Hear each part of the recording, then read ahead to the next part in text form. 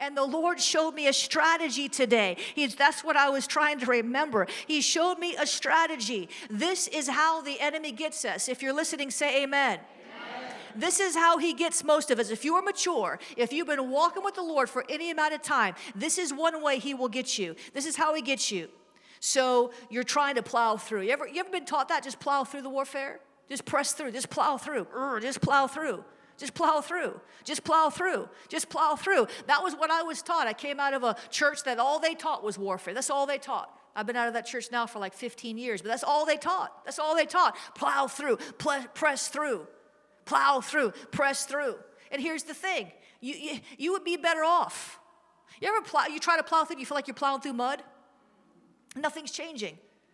You got so much work to do.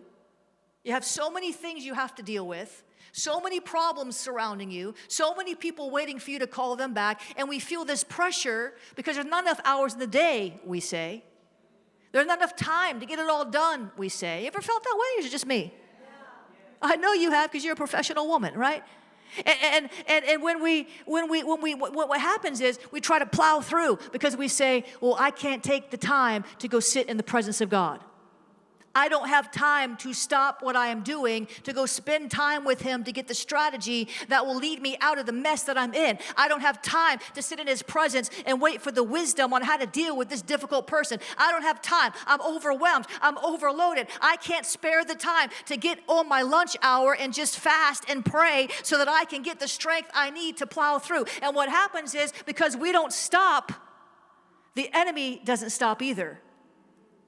When we stop, he stops. What am I saying? When we stop and draw away into the presence of God, the enemy, we're hidden under the shadow of his wings. We are in the strong tower. We are hidden away. And then we can receive the revelation, the strength, the peace, the joy.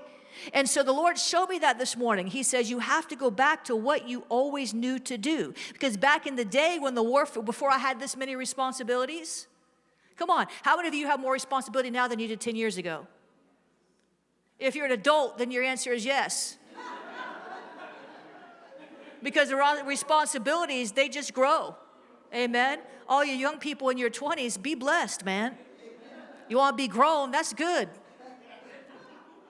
I'm a grown man. That's good.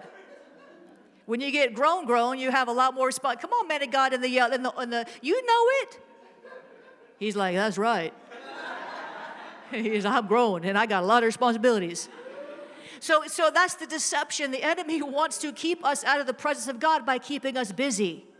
He wants to distract us from the blessing of the revelation, from the blessing of the understanding. All you need is one word from God to shift the whole battle. Amen. So you know what I'm going to do this week? Nothing. I ain't doing nothing.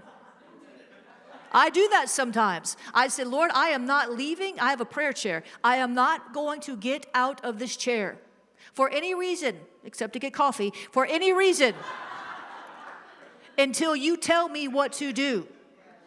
And until we get that desperate for an answer, the devil will keep beating us up. Because if we had the answer to make the warfare stop, we would have stopped it already.